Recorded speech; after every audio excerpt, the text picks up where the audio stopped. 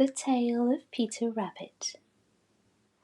Once upon a time there were 4 little rabbits, and their names were Flopsy, Mopsy, Cottontail, and Peter. They lived with their mother in a sandbank underneath the root of a very big fir tree. "Now, my dears," said old Mrs. Rabbit one morning, "you may go into the fields or down the lane, but don't go into Mr. McGregor's garden. Your father had an accident there. He was put in a pie by Mrs. McGregor. Now run along and don't get into mischief. I am going out." Then old Mrs. Rabbit took a basket and her umbrella and went through the wood to the baker's. She bought a loaf of brown bread and 5 currant buns. Flopsy, Mopsy, and Cottontail, who were good little bunnies, went down the lane to gather blackberries. But Peter, who was very naughty, ran straight away to Mr. McGregor's garden and squeezed under the gate. First he ate some lettuces and some French beans, and then he ate some radishes. And then, feeling rather sick, he went to look for some parsley. But round the end of a cucumber frame, whom should he meet but Mr. McGregor? Mr. McGregor was on his hands and knees planting out young cabbages, but he jumped up and ran after Peter, waving a rake and calling out, "Stop, thief!" Peter was most dreadfully frightened. He rushed all over the garden, for he had forgotten the way back to the gate. He lost one of his shoes among the cabbages, and the other shoe amongst the potatoes. After losing them, he ran on 4 legs and went faster, so that I think he might have got away altogether, if he had not unfortunately run into a gooseberry net and got caught by the large buttons on his jacket. It was a blue jacket with brass buttons, quite new. Peter gave himself up for lost and shed big tears, but his sobs were overheard by some friendly sparrows, who flew to him in great excitement and implored him to exert himself.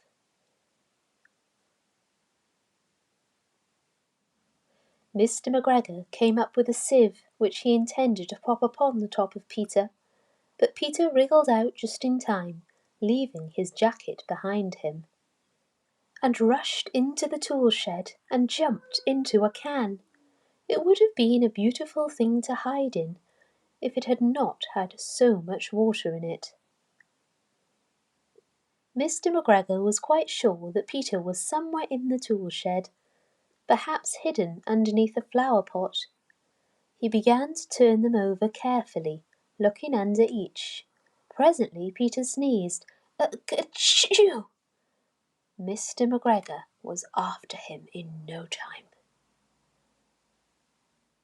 and tried to put his foot upon Peter, who jumped out of a window, upsetting 3 plants. The window was too small for Mr. McGregor, and he was tired of running after Peter. He went back to his work. Peter sat down to rest. He was out of breath and trembling with fright, and he had not the least idea which way to go. Also, he was very damp with sitting in that can. After a time he began to wander about, going lippity-lippity, not very fast, and looking all around. He found a door in a wall, but it was locked, and there was no room for a fat little rabbit to squeeze underneath. An old mouse was running in and out over the stone doorstep, carrying peas and beans to her family in the wood. Peter asked her the way to the gate, but she had such a large pea in her mouth that she could not answer. She only shook her head at him. Peter began to cry. Then he tried to find his way straight across the garden, but he became more and more puzzled. Presently he came to a pond where Mr. McGregor filled his water cans. A white cat was staring at some goldfish. She sat very, very still, but now and then the tip of her tail twitched as if it were alive.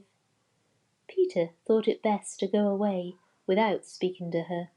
He had heard about cats from his cousin, little Benjamin Bunny. He went back towards the tool shed, but suddenly, quite close to him, he heard the noise of a hoe. Scritch, scratch, scratch, scritch. Peter scuttered underneath the bushes. But presently, as nothing happened, he came out and climbed upon a wheelbarrow and peeped over. The first thing he saw was Mr. McGregor hoeing onions. His back was turned towards Peter, and beyond him was the gate. Peter got down very quietly off the wheelbarrow and started running as fast as he could go along a straight walk behind some black-currant bushes. Mr. McGregor caught sight of him at the corner, but Peter did not care. He slipped underneath the gate and was safe at last in the wood outside the garden. Mr. McGregor hung up the little jacket and the shoes for a scarecrow to frighten the blackbirds. Peter never stopped running or looked behind him till he got home to the big fir tree. He was so tired that he flopped down upon the nice soft sand on the floor of the rabbit hole and shut his eyes. His mother was busy cooking. She wondered what he had done with his clothes. It was the second little jacket and pair of shoes that Peter had lost in a fortnight. I am sorry to say that Peter was not very well during the evening. His mother put him to bed and made some chamomile tea, and she gave a dose of it to Peter. 1 tablespoonful to be taken at bedtime. But Flopsy, Mopsy and Cottontail had bread and milk and blackberries for supper. The end. Thank you for listening. Join us again for more stories from the world of Peter Rabbit.